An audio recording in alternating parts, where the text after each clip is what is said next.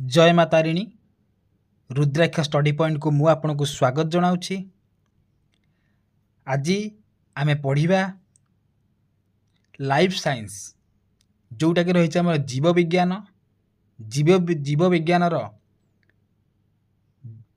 Jetty syllabus प्रथम विषय जोटा कि रही आमर बायोलॉजिकल आडाप्टेशन एवं लिविंग बीइंग्स बा जीव मानकर जैविक अनुकूलन। आज यही टॉपिक पर मैं प्रथम क्लासटी नवा जेहेतु प्रथम आमर सिलेबस रे यही विषयटी रही तेणुक फास्ट क्लासटी आज लाइफ साइंस आम से विषयटी करवा एवं गोटे कथा कहबी क्लास करने सहित आपण मैंने गोटे निजर नोट बनै नियंतु जोटा कि आपण को परवर्ती समय रे पढ़िबारे साहाय्य करिवो। आसंतु आरंभ करवा बायोलॉजिकल आडाप्टेशन एवं लिविंग बीइंग्स बा जीव मानकर जैविक अनुकूलन। आमे कहिथिलु कि आपण मानकु आम क्लासटी बोथ इंग्लिश एवं ओडिया रे आसीबो तेणु करी आम क्लास गुडा को इंग्लिश से ओडिया रे नै आसचु। आसन देखिबा प्रथम रा डेफिनेशन कौन रही ना biological adaptation is the process by which living organism develop structural physiological and behavioral characteristics that helps them survive and reproduce in their environment। मान से कौन कहला ना जैविक अनुकूलन हेउछि सही प्रक्रिया जहा द्वारा जीव माने निज परिवेश रे बंचिबा और वंशवृद्धि करिया पई गठनगत शारीरिक एवं आचरणगत वैशिष्ट्यर विकास करती। सब कौन जानते आमे कि जीव माने निज चारि पाखरे बा तांको परिवेश रे बंचिबा बा खाद्य संग्रह करिबा हला आ शत्रु ठारू निजको रक्षा करिबा वंशवृद्धि करिया पई निज शरीर किंबा शरीर रे जो कार्य किंबा तार जो आचरण रही है कि यही जो जिनसर से परिवर्तन आणिबो ना सेही परिवर्तन टाकू ही कहते जैविक अनुकूलन बा बायोलॉजिकल आडाप्टेशन। माने तार चालीचलनी तार आचरण परिवर्तन आनिया माने कौन माने होछि गोटे परिवेश रे आमे निजको खाप खुआई चलिबा सेटा कह जाए आडाप्टेशन। बुझीला कि नहीं? जदि गोटे जीव गोटे परिवेश को जाउची सेही परिवेश को से खाप खुआई चलिबो सेही परिवेश रे से खाप खुआई चलिबो सेही परिवेशटा को से आडप्ट करिवो हला कि बा सेही परिवेशर जलवायु को तार चारि पाखु से ग्रहण करिवो आडप्ट करिवो हला कि सेहीटा को कह जाए कौन ना बायोलॉजिकल आडाप्टेशन बा जैविक अनुकूलन। बुझीला कोटा को आडाप्टेशन आडाप्टेशन माने कौन जीवा उदाहरण देखिए आपण मैंने आस्ते आस्ते भल भाव में बुझीजे। देख प्रथम रहा कौन आमर ना स्ट्रक्चरल आडाप्टेशन माने सी आसला टाइप्स ऑफ आडाप्टेशन केते प्रकार आमर रही आडाप्टेशन केते प्रकार रही। फास्ट रहा स्ट्रक्चरल आडाप्टेशन बा गठनगत अनुकूलन है सी कहला कि change in body structure that helps an organism survive. कहला कि शरीर गठन रे होइथिबा परिवर्तन जहाँ बंचिबारे ताको सहाय्य करे हैला। जेन हम कोन जानछंती ना जीव मानकर शरीर गठन तांकर आकृति किंबा तांकर बाह्य अंगरे एपरी किछि विशेष लक्षण थाए हैला कि सबू जीव को लक्ष्य करिया जो माने जो परिवेश रुहंती जहाँ जो बाह्य लक्षण थाए जहाँ से मानको निज परिवेश रे बंचिबा पई हो किंबा खाद्य संग्रह करिया पई हो किंबा शत्रु ठारू निजको रक्षा करिया पई हो ताको सहाय्य करे सेटा को कोन कह जाए ना गठनगत अनुकूलन। तार गठन रे कोन अछि ता गठन रे केमिति हेछि जो जो गठन द्वारा से कोन काम करछि हैला कि केमती कहते जिराफर बड़ बेक कहीं अच्छी से गछ डाल खाए बोली अच्छी तो यही जो परिवर्तनटा यही जो बाह्य गठनटा अच्छी सेटा को कह जाए स्ट्रक्चरल आडाप्टेशन। ता स्ट्रक्चरटा केमिति अच्छी तो से स्ट्रक्चर अनुसार से कौन काम करुच्ची बुझीगला कि ना यहीटा कहुए गठनगत अनुकलन। देखा ये उदाहरण दे देखा स्ट्रक्चरल आडप्टेशन उदाहरण कौन रही ना thick fur of polar bear माने ध्रुवीय भालुर घन लोम माने ध्रुवीय भालू कौटाक आम कहते जोटाक मोटा धड़ा लोम आ चर्बी स्तर माने जोटाक रुहति कौटी बरफ अंचल रुहति बुझिला कि धड़ा भालू है से मैंने कौन ना कौन देला ना thick four of polar beer ध्रुवीय भालुर घन लोम ता लोम कहीं थाए लोम आपण मैंने जानते कहीं अत्यधिक थंडारू ताकू रक्षा करे आउ बरफरे लुचि रहा साहाय्य करे लुचि रही कहीं ना शत्रु ठार निजक रक्षा कर बुझीगला कि नहीं ये जिनसा कौन ये जिनटा कहीं अच्छी हाँ तापर आसला लंग नेक ऑफ जिराफ कौन ना जिराफर लंबा बेक कहीं कहीं तो थाए लंबा बेक कहीं थाए कहीं ना तार उच्च गछर जो पत्र अच्छी ताहाकू सी सहजरे खाई पारिबो सेथिपई तार लंबा बेक रही। वेब्ड फीट ऑफ डक माने बतकर जालिया पाद कहीं रही है कहीं रही ना पानी रे सी कौन कर ना द्रुत एवं सहजरे पहरी पार है पानी रे सी कौन कर ना शीघ्र पहरी पार माने द्रुत गति जापर जो पादटा जालिया नथिबो तार पानीटा तो अटकईदेव से आगू जापर भलसे जो जाली बेले थे पानीटा पास कर सी आराम से तार पहरी पार आ द्रुत गति भी जापर बुझीगला कि नहीं। तापर कैक्टस पिन्स बा कैक्टसर कंटा कैक्टसर कंटा कंटा कौन करे जानते कंटा जातीय गछ कौन करे ना तार कौन ना पानी जो अपचयटा से कम करे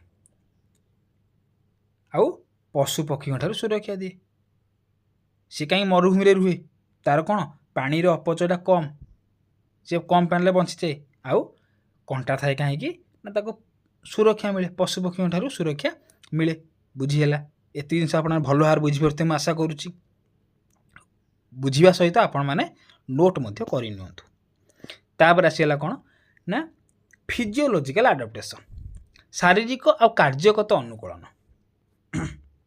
देख सी कहला कि change in body function that help survival change in body function ता बॉडी फंक्शन से कौन चेंज कला देख शरीर कार्य होता परिवर्तन जो काम करुच्ची जो शरीर जो कार्य कर से कार्य परिवर्तन करुच्ची कार्य से परिवर्तन करुच्ची कौन करुच्ची देख गोटे देख जीव मान शरीर विभिन्न कार्य होउछि जेपरिक श्वासक्रिया हो कि झाड़ बाहर विष तैयारी हो है शक्ति संचय हो जदि से माने परिवेश रे बंची जदि जदि यही सब जिनसटा जो हो झाड़ बाहर कि श्वासक्रिया करुच्ची कि साप तार विष तैयारी करुच्ची यदि यही जिनसटा हवा द्वारा ताको परिवेश रे बंचीबार साहाय्य करुच्ची ताहाको कौन कहबा ना शारीरिक बा कार्यगत अनुकूलन कह जाए से जिनसटा आम कह जदि गोटे जीवर तार शरीर में श्वासक्रिया होउची घास जो आम कौन झाड़ बाहर कि गोटे सापर विष तैयारी होउची एटा कौन करुच्ची ताकू परिवेश रे बंचीबा साहाय्य करुच्ची एईटा को कह जाए शारीरिक बा कार्यगत अनुकूलन बुझीगला कि नहीं। उदाहरण देखिए आपण मैंने भल भाव में बुझीपारे camel stores fat in its humps ओट ताहार कुजरे चर्बी संचय करे कहीं संचय करे से कहीं संचय करे जिते खाद्य आ पानी मिलिबो नाही से मध्य सेटा को व्यवहार करी दीर्घ समय बंची पारिबो सेथिपाई सी कौन करे स्टोर करे होम्स रे बा तार कुजरे बुझीगला एटा कौन कला एटा बंचापी साहाय्य कलानी कला कि नहीं एटा को कह जाए शारीरिक बा कार्यगत अनुकूलन बुझीगला।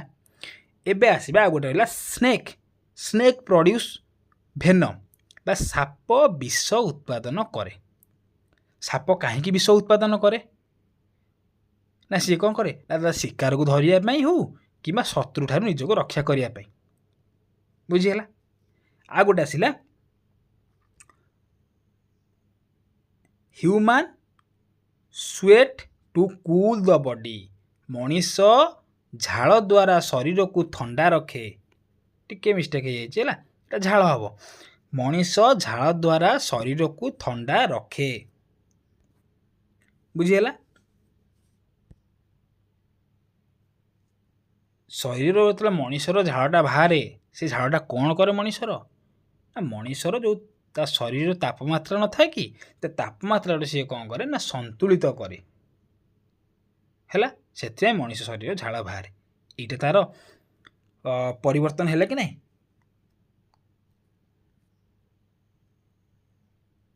ହେଲା କି ନାହିଁ? ତାକୁ ଯେତେବେଳେ ଝାଳ ବାହାରିଲା ତାକୁ ସେଟା ପରିବେଶରେ ବଞ୍ଚିବା ପାଇଁ ସାହାଯ୍ୟ କଲା କି ନାହିଁ? ତାର ଯେଉଁ ବଡ଼ିର ତାପମାତ୍ରାଟାକୁ ସେ ସନ୍ତୁଳିତ ରଖିଲା କି ନାହିଁ? ଏଇଟାକୁ କୁହାଯାଏ ଫିଜିଓଲୋଜିକାଲ ଆଡପ୍ଟେସନ୍ ବା ଶାରୀରିକ କାର୍ଯ୍ୟଗତ ଅନୁକୂଳନ। ବୁଝିହେଲା? ଯିବା ପରବର୍ତ୍ତୀକୁ। ତାପରେ ଆସିଗଲା ଏସବୁ ଟାଇପ୍ସ ଅଫ୍, ତିନିଟା ଟାଇପ୍ସ ଅଛି ହେଲା, ତିନିଟା ପ୍ରକାର ଅଛି ତାର ହେଲା। ଗୋଟେ ପ୍ରକାର ଆମେ ପଢ଼ି ସାରିଲେ, କେଉଁଟା ଫାଷ୍ଟ ଥିଲା କେଉଁଟା? ଷ୍ଟ୍ରକ୍ଚରାଲ। ତାପରେ ଆସିଗଲା କେଉଁଟା? ନା ଫିଜିଓଲୋଜିକାଲ। ଏବେ ଆସିଗଲା କ'ଣ? ବିହେଭିଅରାଲ ଆଡପ୍ଟେସନ୍ ବା ଆଚରଣଗତ ଅନୁକୂଳନ। କ'ଣ ଆସିଲା? ନା ଆଚରଣଗତ ଅନୁକୂଳନ। ଦେଖ, ସେ କହିଲା ସ୍ପେସିଆଲ ବିହେଭିଅର୍ସ ଦ୍ୟାଟ୍ ଇମ୍ପ୍ରୁଭ୍ ସର୍ଭାଇଭାଲ। ବଞ୍ଚିବା ପାଇଁ ଜୀବ ବିଶେଷ ଆଚରଣ। ବଞ୍ଚିବା ପାଇଁ ଜୀବର ବିଶେଷ ଆଚରଣ। ଦେଖ, କହିବାକୁ ଗଲେ କ'ଣ? ନା ଜୀବମାନେ ନିଜ ପରିବେଶରେ ବଞ୍ଚିବା, ଖାଦ୍ୟ ସଂଗ୍ରହ କରିବା, ଶତ୍ରୁଠାରୁ ରକ୍ଷା ପାଇବା ଆଉ ତାଙ୍କର ଯେଉଁ ବଂଶବୃଦ୍ଧି କରିବା ପାଇଁ ଯେଉଁ ବିଶେଷ ଆଚରଣ କିମ୍ବା ଅଭ୍ୟାସ ଦେଖାନ୍ତି ତାହାକୁ ଆଚରଣଗତ ଅନୁକୂଳନ କୁହାଯାଏ। ବୁଝିହେଲା? ତାର ଆଚରଣଗତ ଅନୁକୂଳନ କୁହାଯାଏ। କାହାକୁ? ସେ ଖାଦ୍ୟ ସଂଗ୍ରହ କରିବା ପାଇଁ ହଉ କି ଶତ୍ରୁଠାରୁ ରକ୍ଷା ପାଇବା ପାଇଁ ହଉ, ବଂଶବୃଦ୍ଧି କରିବା ପାଇଁ ଯେଉଁ ଆଚରଣ କିମ୍ବା ଅଭ୍ୟାସ ଦେଖାନ୍ତି ସେଇଟାକୁ କୁହାଯାଏ ଆଚରଣଗତ ଅନୁକୂଳନ। ବୁଝିହେଲା? ଦେଖ, ଉଦାହରଣ ଦେଖି ଜାଣିପାରିବା। ବାର୍ଡ ମାଇଗ୍ରେସନ୍ ହେଲା, ବା ପକ୍ଷୀମାନଙ୍କର ପ୍ରବାସ। ଆମେ ଜାଣିଛନ୍ତି କ'ଣ? ଶୀତ ଦିନରେ ଗୋଟିଏ ସ୍ଥାନରୁ ଅନ୍ୟ ସ୍ଥାନକୁ ଉଡ଼ିକି ଯାଆନ୍ତି କେଉଁମାନେ? ପକ୍ଷୀମାନେ। ସମସ୍ତେ ଜାଣିଥିବେ ଚିଲିକାକୁ ପକ୍ଷୀମାନେ ଆସନ୍ତି। କାହିଁକି ଆସନ୍ତି? ନା ସେଠି ତାଙ୍କର କ'ଣ ହୁଏ? ନା ଉପଯୁକ୍ତ ପାଣିପାଗ ଆଉ ଖାଦ୍ୟ ମିଳେ। ଏଇଟା ତାଙ୍କର ଆଚରଣଗତ ଅନୁକୂଳନ। ତାର ବଞ୍ଚିବା ପାଇଁ ସିଏ ଗୋଟିଏ ସ୍ଥାନରୁ ଆଉ ଗୋଟେ ସ୍ଥାନକୁ ଯାଇପାରିଲେ ବା ଗଲେ। କାହିଁ ଗଲେ? ନା ସେମାନଙ୍କର ଉପଯୁକ୍ତ ପାଣିପାଗ ସେଇଠି ଅଛି ଆଉ ଉପଯୁକ୍ତ ଖାଦ୍ୟ ମଧ୍ୟ ରହିଛି। ବୁଝିହେଲା? ତାପରେ ଆସିଲା ବିୟର ହିବେର୍ନେସନ୍, ଭାଲୁର ଶୀତ ନିଦ୍ରା। ବିୟର ହାଇବରନେସନ୍ ବା ଭାଲୁର ଶୀତ ନିଦ୍ରା। ଦେଖ, ଶୀତ ଋତୁରେ କ'ଣ କରେ? ନା ଭାଲୁ ତାର କ'ଣ କରେ? ନା ଦୀର୍ଘ ସମୟ ଶୋଇକି ରହେ। ଦୀର୍ଘ ସମୟ ଶୋଇକି ରହେ। ହେଲା, ସେ କ'ଣ କରେ? ଲାଭ କ'ଣ ହୁଏ? ତାର ଖାଦ୍ୟ ଅଭାବ ସମୟରେ ସେ ଶକ୍ତି ସଞ୍ଚୟ କରେ। ଯେଉଁ ସମୟରେ ଯାହାର ଖାଦ୍ୟର ଅଭାବ ଦେଖାଯାଇଛି ସେ ସେ ଟାଇମରେ କ'ଣ କରୁଛି?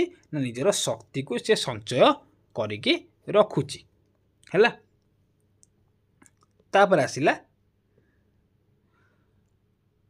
ନକ୍ଟର୍ନାଲ ବିହେଭିଅର ଅଫ୍ ୱଲ୍ଫ, ମାନେ ପେଚାର ରାତ୍ରିଚର ଆଚରଣ। ପେଚାର ରାତ୍ରିଚର ଆଚରଣ ଆମେ ଜାଣିଛନ୍ତି କ'ଣ? ନା ରାତିରେ ପେଚା କ'ଣ କରେ? ଚେଇଁକି ରହେ। ସେ ରାତିରେ ଚେଇଁକି ରହି କ'ଣ କରେ? ନା ରାତିରେ ସିଏ ଶିକାର କରେ ଆଉ ଦିନରେ ସିଏ ବିଶ୍ରାମ କରେ। ତାର ଏଟା ନେଚର। ହେଲା, ରାତିରେ ସେ ଶିକାର କରିବ ଆଉ ଦିନରେ ଶୋଇବ। ଏହା ହେବା ଦ୍ୱାରା କ'ଣ ହେଉଛି ତାର? ନା ଏହା ହେବା ଦ୍ୱାରା ସେ ସହଜରେ ଖାଦ୍ୟ ପାଉଛି ଆଉ ଶତ୍ରୁଠାରୁ ମଧ୍ୟ ନିଜକୁ ବଞ୍ଚେଇ ପାରୁଛି। ଏଇଟା ହେଉଛି ତାର ବିହେଭିଅର। ତା ବିହେଭିଅର ସେ ଯେଉଁ ପରିବର୍ତ୍ତନ କରିଛି। ହେଲା, ଯିବା ପରବର୍ତ୍ତୀକୁ। ଏ ତିନିଟା ରହିଲା ତାର ଟାଇପ୍ସ। ଆଡପ୍ଟେସନ୍ର ଟାଇପ୍ସ ରହିଲା 3ଟା, ଆପଣମାନେ ଭଲ ଭାବରେ ବୁଝିପାରିଥିବେ। ପରବର୍ତ୍ତୀ ଯିବା, ଆଡପ୍ଟେସନ୍ ଇନ୍ ଡିଫରେଣ୍ଟ ହାବିଟ୍ସ। କ'ଣ ରହିଛି? ବିଭିନ୍ନ ବାସସ୍ଥାନର ଅନୁକୂଳନ। ଦେଖ, ଡିଜର୍ଟ ଆନିମଲ୍ ବା ମରୁଭୂମିରେ ଯେଉଁ ଆନିମଲ୍ ମାନେ ଅଛନ୍ତି, କ'ଣ ହେଲା? ଆମେ କ'ଣ ଜାଣିଛନ୍ତି? ମରୁଭୂମିରେ ଅଧିକ ଗରମ ହୁଏ, କମ୍ ପାଣି ଥାଏ, ଅଧିକ ବାଲି ଥାଏ। ସେଥିପାଇଁ ସେଠାରେ ପ୍ରାଣୀମାନଙ୍କର ଶରୀରରେ କିଛି ବିଶେଷ ପରିବର୍ତ୍ତନ ଦେଖାଯାଏ, ବିଶେଷ କିଛି ଅନୁକୂଳନ ଦେଖାଯାଏ। ସେମାନେ କ'ଣ ଦେଖନ୍ତି ନା କ୍ୟାମେଲ୍ ଷ୍ଟୋର ଫ୍ୟାଟ୍, ଓଟ କୁଜରେ ଚର୍ବି ସଞ୍ଚୟ କରେ। ହେଲା କି, ମାନେ ସେ କ'ଣ କୁଜରେ ଯେଉଁ ତା'ର ଚର୍ବିଟାକୁ ସଞ୍ଚୟ କରେ, ସେ କ'ଣ ପାଇଁ ସଞ୍ଚୟ କରେ ନା ଖାଦ୍ୟ ନ ମିଳିଲେ ସେ ସେଇଟାରୁ ତା'ର ଶକ୍ତି ପାଏ। ହେଲା କି, ତା'ର ଲଙ୍ଗ୍ ଲେଗ୍ସ, ତା'ର ମାନେ କ'ଣ ବଡ଼ ଗୋଡ଼ କାହିଁକି ଥାଏ ନା ଗରମ ବାଲୁରୁ ନିଜକୁ ରକ୍ଷା କରିବା ପାଇଁ। ହେଲା କି, ଗରମ ବାଲୁରୁ ନିଜକୁ ରକ୍ଷା କରିବା ପାଇଁ ବା କ'ଣ ଅଧିକ ଯେତେବେଳେ ଲମ୍ବା ଗୋଟା ଥିବ, ସେ କ'ଣ କରିବ? ସେ ଯେଉଁ ଗୋଡ଼ ଦ୍ୱାରା ଯେତେବେଳେ ତା'ର ବାଲିଠାରୁ ତା'ର ଶରୀରଟା ଟିକେ ଦୂରେଇକି ରହିବ କି ନାହିଁ। ହେଲା କି, ଏହା କରିବା ଦ୍ୱାରା କ'ଣ ହୁଏ ନା ସେ ଗରମ ମଧ୍ୟ କମ୍ ପାଏ ବାଲିରୁ, ଆଉ ସହଜରେ ମଧ୍ୟ ଚାଲିପାରିବ। ତାପରେ ଆସିଲା ଥିକ୍ ଏଲ୍ସ, ମାନେ ଘନ ପାପୁଲି। ହେଲା, ଘନ ପାପୁଲି କ'ଣ ହୁଏ ନା ଆମେ ଜାଣିଛନ୍ତି ଘନ ପାପୁଲି ଦ୍ୱାରା କ'ଣ ହୁଏ ନା ସେ ତାକୁ ଚାଲିବାକୁ ସୁବିଧା ହୁଏ ବାଲିରେ। ହେଲା କି, ଆଉ ପଶେ ନାହିଁ, ତା ଗୋଟା ଆଉ ପଶେ ନାହିଁ। ତାପରେ ଆସିଲା can survive without water for day. ସେ କ'ଣ କରେ? ଅନେକ ଦିନ ପାଣି ବିନା ମଧ୍ୟ ବଞ୍ଚିପାରେ। ବୁଝିହେଲା। ପରବର୍ତ୍ତୀ ରହିଲା ପୋଲାର ରିଜିଅନ୍ ବା ଧ୍ରୁବୀୟ ଅଞ୍ଚଳ। ହେଲା, ଦେଖିବା କ'ଣ ରହିଛି ନା ଥିକ୍ ଫର୍ ବା ଘନ ଲୋମ। ଘନ ଲୋମ ତାକୁ କ'ଣ କରେ? ଧ୍ରୁବୀୟ ଅଞ୍ଚଳ ମାନେ କ'ଣ? ସେଟା ବରଫବୃତ ଅଞ୍ଚଳ। ହେଲା, ଘନ ଲୋମ ତାକୁ କ'ଣ କରେ ନା ଅତ୍ୟଧିକ ଥଣ୍ଡାରୁ ଶରୀରକୁ ରକ୍ଷା କରେ ଏବଂ ଶରୀରକୁ ଗରମ ରଖେ। ସେଥିପାଇଁ ତା'ର ଘନ ଲୋମ ଥାଏ। ତାପରେ ଥିକ୍ ଫ୍ୟାଟ୍ ଲେୟାର, ମୋଟା ଚର୍ବି ସ୍ତର। ମୋଟା ଚର୍ବି ସ୍ତର କାହିଁକି ଥାଏ ନା ଶରୀରର ଯେଉଁ ତାପ ଅଛି ତାକୁ ବାହାରକୁ ଯିବାକୁ ଦିଏ ନାହିଁ, ତାକୁ ଥଣ୍ଡାରୁ ରକ୍ଷା କରେ। ତାପରେ ହେଲା ହ୍ୱାଇଟ୍ କଲର୍ କାହିଁକି ରୁହେ? ଧଳା ରଙ୍ଗ କାହିଁକି ରୁହେ? ତମେ ତ ଭାବୁଥିବ କି ବରଫ ଅଞ୍ଚଳରୁ ଥଣ୍ଡା ରହୁଛି, ଯଦି ସେ କଳା ହେଇଥାନ୍ତା ଭଲ ହେଇଥାନ୍ତା। କଳାଟା ମାନେ କ'ଣ ଗରମ ଟିକେ କରିବ। କାହିଁକି କଳା ନା ବରଫଟା ହେଉଛି ଧଳା, ଆଉ ଭାଲୁର ରଙ୍ଗଟା ଧଳା ରହିବ, ତାକୁ ସେ ଶତ୍ରୁଠାରୁ ରକ୍ଷା କରିବ। ହେଲା, କ'ଣ କରିବ ନା ସେ ବରଫ ସହିତ ମିଶିଯିବ, ଫଳରେ ଯେଉଁ ଶିକାର କରିବା ହେଉ କିମ୍ବା ଶତ୍ରୁଠାରୁ ନିଜକୁ ଲୁଚେଇବା ହେଉ ତାକୁ ସହଜ ହେବ। ସେଥିପାଇଁ ତା'ର ଧଳା ରଙ୍ଗର ରୋମ ଥାଏ। ବୁଝିହେଲା। ପରବର୍ତ୍ତୀ କ'ଣ ରହି ଦେଖିବା ନା ଆକ୍ୱାଟିକ୍ ଆନିମଲ୍ ବା ଜଳଜ ପ୍ରାଣୀ। ହେଲା କି, ଦେଖ ଜଳଜ ପ୍ରାଣୀ ମାନେ କେଉଁଠି? ନଦୀ, ପୋଖରୀ, ହ୍ରଦ, ସମୁଦ୍ର ଭଳି ଜଳରେ ବାସ କରନ୍ତି। ହେଲା କି, ଜଳରେ ସେମାନେ ସହଜରେ ବଞ୍ଚିବା ପାଇଁ ବା ଚଳାଚଳ କରିବା ପାଇଁ ସେମାନେ ଶରୀରରେ କିଛି ମାନେ କ'ଣ ଅନୁକୂଳନ ଥିବ। ହେଲା କି, ଯେଉଁଥିପାଇଁ ସେମାନେ ଜଳରେ ବଞ୍ଚି ପାରୁଥିବେ। କହିଲା କି ଷ୍ଟ୍ରିମ୍ ଲାଇନ୍ ବଡି ବା ସରୁ ଓ ସୁଗଠିତ ଶରୀର। ଦେଖ, ଯଦି ସରୁ ଆଉ ସୁଗଠିତ ଶରୀର ହେବ ତାର କ'ଣ ହେବ ନା ପାଣିରେ କମ୍ ବାଧା ସୃଷ୍ଟି କରିବ। ଯେମିତିକି ମାଛ କ'ଣ କରେ? ସେଥିପାଇଁ ସେ କ'ଣ କରେ? ଖୁବ୍ ସହଜରେ ଆଉ ଦ୍ରୁତ ଗତିରେ ପହଁରିପାରେ। ହେଲା କି, ସରୁ ହୋଇଥିବ ଆଉ ସୁଗଠିତ ଶରୀର ହୋଇଥିବ, ତାକୁ କ'ଣ କରିବ? ପାଣିରେ ପହଁରିବା ପାଇଁ ବାଧା କମ୍ ସୃଷ୍ଟି ହେବ, ଯାହାଫଳରେ ସେ ପାଣିରେ କ'ଣ ଖୁବ୍ ଶୀଘ୍ର ପହଁରି ପାରିବ। ତାପରେ ହେଲା ଗିଲ୍ସ ବା ଯେଉଁଟା ଗାଲି କୁହନ୍ତି। ହେଲା, ଗାଲି ତାକୁ କ'ଣ କରେ? ମାନେ ପାଣିରେ ଯେଉଁ ଅମ୍ଳଜାନ ଅଛି ତାକୁ ଗ୍ରହଣ କରିବା ସାହାଯ୍ୟ କରେ ଗାଲିଟା। ତାପରେ ଫିନ୍ସ ବା ଯେଉଁଟା ମାନେ ଆମେ କ'ଣ କହୁଛନ୍ତି ବା ଯେଉଁଟାକୁ ପର କୁହନ୍ତି, ପକ୍ଷୀ କୁହନ୍ତି, ସେଇଟା। ହେଲା, ତାକୁ କ'ଣ କରେ ନା ପହଁରିବା ହେଉ କିମ୍ବା ଦିଗ ବଦଳାଇବାରେ ହେଉ, ହେଲା, ଶରୀରକୁ ସନ୍ତୁଳନ ରକ୍ଷା କରିବାରେ ହେଉ ତାକୁ ସାହାଯ୍ୟ କରେ। ହେଲା, ପରବର୍ତ୍ତୀ ଯିବା। ତାପରେ ହେଲା ଫରେଷ୍ଟ ଆନିମଲ୍ ହେଉଛି ବନ୍ୟପ୍ରାଣୀ। ବନ୍ୟପ୍ରାଣୀ କ'ଣ ହୁଏ? ଆମେ ଜାଣିଛୁ ଯେଉଁଟା ବଣରେ ରହୁଛନ୍ତି ଯେଉଁ ପ୍ରାଣୀମାନେ, ସେମାନେ ଖାଦ୍ୟ ସଂଗ୍ରହ କରିବା ହେଉ, ଶିକାର କରିବା ହେଉ, ଶତ୍ରୁଠାରୁ ବଞ୍ଚିବା ପାଇଁ ବିଶେଷ ଅନୁକୂଳନ ଥାଏ। ଯଦି ସେମାନେ ବଣରେ ରହୁଛନ୍ତି ସେମାନଙ୍କ ସ୍ପେଶିଆଲ ଥିବ କ'ଣ ଥିବ, ସେମାନେ ଖାଦ୍ୟ ସଂଗ୍ରହ କେମିତି କରିବେ, ଶିକାର ଧରିବେ କେମିତି, ଶତ୍ରୁ ଠାରୁ ନିଜକୁ ବଞ୍ଚେଇବେ କେମିତି, ଏସବୁ ଜିନିଷ ପାଇଁ ତାଙ୍କର କିଛି ଥିବ। ହେଲା କି ଯେମିତି ସାର୍ପ କ୍ଲାଉସ୍ ବା ତୀକ୍ଷ୍ମ ନଖ, ଯେଉଁଟା ତୀକ୍ଷ୍ଣ ନଖ ଅଛି କାହିଁ କରିବ ନା ଶିକାର ଧରିବାରେ ସାହାଯ୍ୟ କରିବ। ଆଉ ଯଦି ତୀକ୍ଷ୍ଣ ନଖଟା ଥିବ କ'ଣ ହେବ, ତାଙ୍କୁ ମାନେ ଗଛ ଚଢ଼ିବାରେ ସାହାଯ୍ୟ କରିବ। ହେଲା, ତାପରେ ଷ୍ଟ୍ରଙ୍ଗ ଲେଗ୍ ମାନେ ଶକ୍ତିଶାଳୀ ଗୋଡ଼ କାହିଁକି ଥିବ ନା ସେ ଦ୍ରୁତ ଗତିରେ ତା ଶିକାରଟାକୁ କରିପାରିବ। ତାପରେ ଛଦ୍ମବେଶ କାହିଁକି ନେବ ଛଦ୍ମବେଶ ଜାଣିଛନ୍ତି କ'ଣ? ଗୋଟେ ଥର ଫରେଷ୍ଟ ରେ ବାଘ କ'ଣ କରେ ନା ବାଘ ଶରୀରରେ ଥିବ ଡୋରାକଟା ରଙ୍ଗର ଥିବ ଚିହ୍ନଟା ଥିବ, ସେ କ'ଣ କରିବ ଜଙ୍ଗଲରେ ଯେଉଁ ଘାସ ଅଛି ସେ ଘାସ ସହିତ ସେ କ'ଣ ମିଶିଯିବ, ଯାହାଦ୍ୱାରା ତାକୁ ଶିକାର କରିବାକୁ ସହଜ ହେବ ଆଉ ଲୁଚିବାକୁ ବି ସହଜ ହେବ। ବୁଝିହେଲା କି ନାହିଁ? ସେଥିପାଇଁ ଛଦ୍ମବେଶ ରୂପଟା ବି ଥାଏ। ଏହା ପରବର୍ତ୍ତୀ ଡିଜର୍ଟ ପ୍ଲାଣ୍ଟ ବା ଯେଉଁଟାକୁ କ'ଣ କରେ ମରୁଭୂମିର ଉଦ୍ଭିଦ। ଡିଜର୍ଟ ପ୍ଲାଣ୍ଟ ବା ତାଙ୍କର କ'ଣ ଥାଏ ଦେଖ, ଯେଉଁ ଉଦ୍ଭିଦ ଗୁଡ଼ାକ ମରୁଭୂମିରେ ଥାଆନ୍ତି ସେମାନେ କ'ଣ କରନ୍ତି ନା ସେମାନେ ପାଣି ବହୁତ କମ୍ ଆଉ ତାପମାତ୍ରା ଅଧିକରେ ବଞ୍ଚନ୍ତି। ସେମାନେ ଯେତେବେଳେ ବଞ୍ଚିବା ପାଇଁ ବା ଏଇଭଳିଆ ପରିବେଶରେ ପାଣି କମ୍ ଆଉ ତାପମାତ୍ରା ଅଧିକ, ତାଙ୍କର ବିଶେଷ କିଛି ପରିବର୍ତ୍ତନ ଥାଏ। ହେଲେ କ'ଣ ଦେଖିବା ନା ଥିକ୍ ଷ୍ଟିମ୍ ମୋଟା କାଣ୍ଡ ହେଲେ କ'ଣ ହେବ, ତାକୁ ପାଣି ସଞ୍ଚୟ କରିବାରେ ସାହାଯ୍ୟ ମାନେ ସୁବିଧା ହେବ ପାଣି ସଞ୍ଚୟ କରିବାରେ। ହେଲା, ଦୀର୍ଘ ସମୟ ବର୍ଷା ନହେଲେ ମଧ୍ୟ ସେ କ'ଣ କରିବେ ସେଇ ପାଣିକି ବ୍ୟବହାର କରି ବଞ୍ଚିପାରିବେ। ହେଲା, ଆସିଲା ସ୍ପାଇନ୍ ବା କଣ୍ଟା। ହେଲା, କଣ୍ଟା ଦ୍ୱାରା କ'ଣ ହେବ, ତାଙ୍କର ଦେଖିବ ସେଇ ଗଛଗୁଡ଼ାକ କ'ଣ ଥାଏ ପତ୍ର ବଦଳରେ କଣ୍ଟା ଥିବ।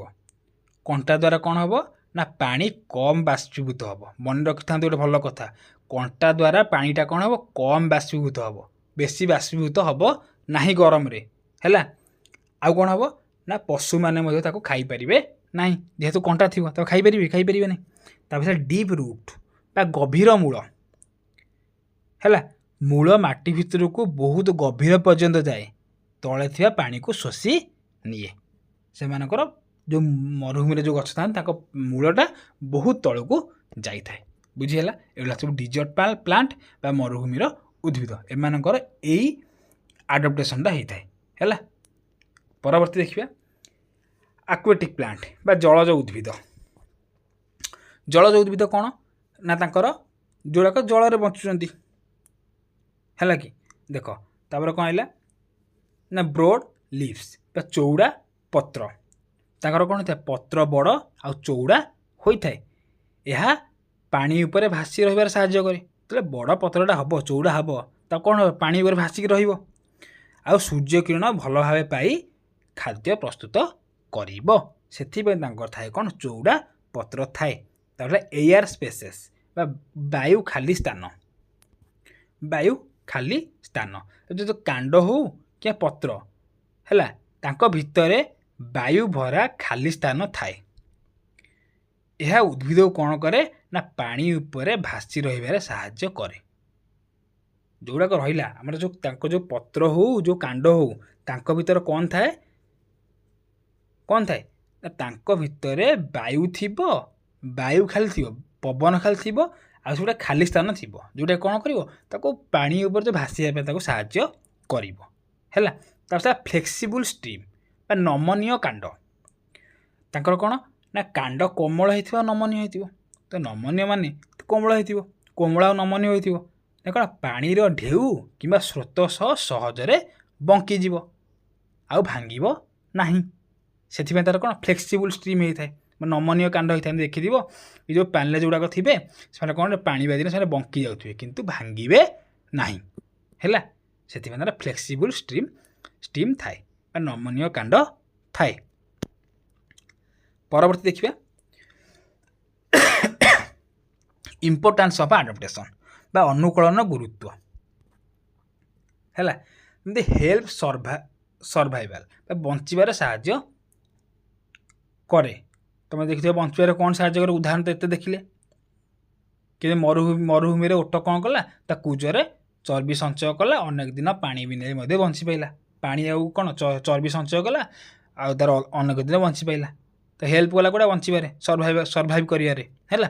ତାପରେ ପ୍ରୋଟେକ୍ଟ ଫ୍ରମ୍ ଏନିମି, ଶତ୍ରୁଠାରୁ ରକ୍ଷା କରେ। କେମିତି ଯେମିତି ଜାଣିଲେ କି ଭାଲୁଟା କ'ଣ କଲା, ଧଳା ତାର ଲୋମ ଥିଲା, ସିଏ ତାର କ'ଣ କଲା ବରଫ ସହିତ ମିଶିଗଲା, ଶତ୍ରୁଠାରୁ ନିଜକୁ ରକ୍ଷା କଲା। ଉଦାହରଣ ଆମେ ଦେଇକି ଆସିଲେ। ତାପରେ ହେଲ୍ପ ରିପ୍ରଡକ୍ସନ୍, ବଂଶ ବୃଦ୍ଧିରେ ସାହାଯ୍ୟ କଲା। ଦେଖ ଯେମିତି ଆମର କ'ଣ ହେଲା ନା ପକ୍ଷୀମାନେ ଆସିଲେ ଚିଲିକାକୁ, ଏଠି ଅଣ୍ଡା ଦେଲେ ଆଉ ତୁମେ ବଂଶ ବୃଦ୍ଧି କଲେ। ସେଠି କ'ଣ ହେଲା ନା ସୁରକ୍ଷିତ ସ୍ଥାନରେ ସେମାନେ ଅଣ୍ଡା ଦେଲେ ହେଲା, ସୁରକ୍ଷିତ ସ୍ଥାନକୁ ଆସିଲେ, ଏଠି ବସା ବନେଇଲେ, ଅଣ୍ଡା ଦେଲେ ହେଲା, ତାଙ୍କର ଆରାମସେ ବଂଶ ବୃଦ୍ଧି ହେଲା। ହେଲ୍ପ କଲା କି ନାହିଁ ଇଏରେ। ତାପରେ ମେଣ୍ଟେନ୍ ଇକୋଲୋଜିକାଲ ବାଲାନ୍ସ, ପରିବେଶର ସନ୍ତୁଳନକୁ ମଧ୍ୟ ରକ୍ଷା କଲା। ବୁଝିହେଲା। ପରବର୍ତ୍ତୀ ଯିବା। ଏକ୍ଜାମ୍ପଲ୍, ଆମେ ତ ଏଠି ଏତେ ଏକ୍ଜାମ୍ପଲ୍ ଦେଖିଥିଲେ ଆମେ। କ୍ୟାମେଲ୍, ଫ୍ୟାଟ୍ ହମ୍ପ ବା କୁଜରେ ଚର୍ବି ସଞ୍ଚୟ କହିସାରିଲେଣି କ'ଣ ପାଇଁ ଚର୍ବି ସଞ୍ଚୟ ହେବ। ତାପରେ ହେଲା ପୋଲାର ବିୟର୍, ଥିକ୍ ଫର୍ ବା ଘନ ଲୋମ। ଘନ ଲୋମ କାହିଁ ଥାଏ ନା ଅତ୍ୟଧିକ ଥଣ୍ଡାରୁ ନିଜକୁ ରକ୍ଷା କରିବା ପାଇଁ। ଡକ୍ ବା ୱେବ୍ଡ ଫିଟ୍, ଜାଲିଆ ପାଦ କାହିଁକି ଥାଏ ନା ପାଣିରେ ସହଜରେ ପହଁରି ପାରିବା ପାଇଁ। ଫିସ୍ର ଗାଲିସ୍ଟା ହେଲା କି ତା କ'ଣ କରେ ନା ପାଣି ଭିତରେ ଶ୍ୱାସକ୍ରିୟା ନେବାରେ ସାହାଯ୍ୟ କରେ। କାକ୍ଟସ୍ ହେଲା କି ତାର ଯେଉଁ ସ୍ପାଇନ୍ସ ବା କଣ୍ଟାଟା କ'ଣ କରେ ନା ପାଣି ସଞ୍ଚୟ କରିବାରେ ଆଉ ମରୁଭୂମିରେ ବଞ୍ଚିବାରେ ସାହାଯ୍ୟ କରେ।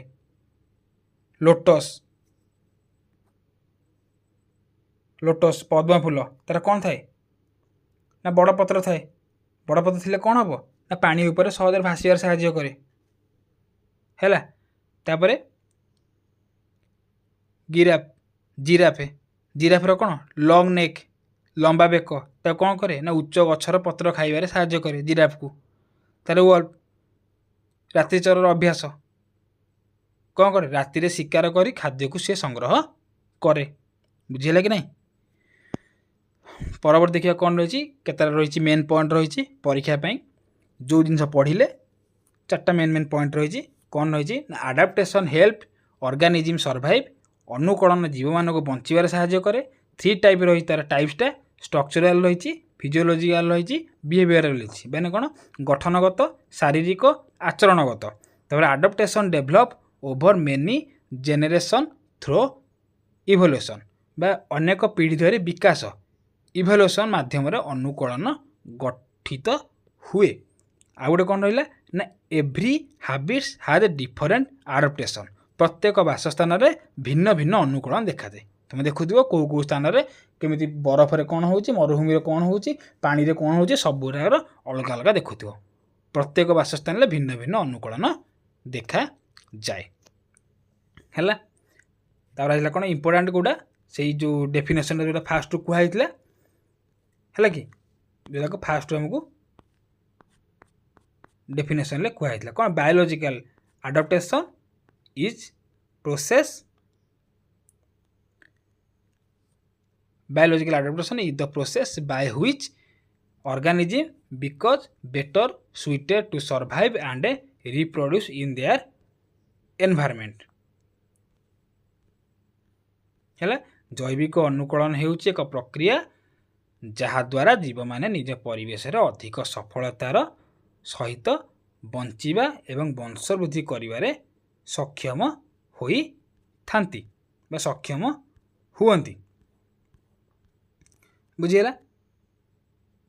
ବା ଆମର ମୋଟାମୋଟି ଭାବରେ କହିବାକୁ ଗଲେ ଯଦି ସର୍ଟରେ ମନେ ରଖିବା କ'ଣ କରିବା ନା ପରିବେଶ ସହିତ ଖାପ ଖୁଆଇ ବଞ୍ଚିବାର କ୍ଷମତାକୁ କ'ଣ କୁହାଯାଏ ନା ଜୈବିକ ଅନୁକୂଳନ କୁହାଯାଏ।